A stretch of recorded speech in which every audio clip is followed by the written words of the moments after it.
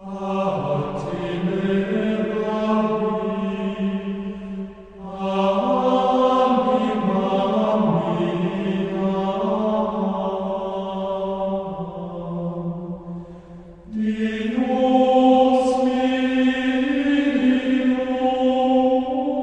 parete presso l'altare è affrescata una magnifica crocifissione che raffigura i vari dettagli della scena così come narrati nei Vangeli.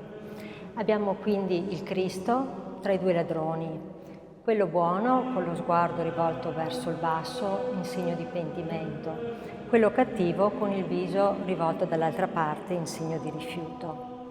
Vi sono due schiere di soldati, ciascuna con un'insegna. A sinistra vi è la sigla di Roma, SPQR, e a destra vi è raffigurato lo scorpione. Ai lati della croce abbiamo il Longino, il soldato con la lancia, e dall'altra parte Stefaton, che tiene la canna sulla cui cima è stata fissata la spugna intrisa di aceto. Vi sono poi i soldati che si stanno contendendo le vesti di Gesù e il gruppo delle pie donne con la Madonna e San Giovanni.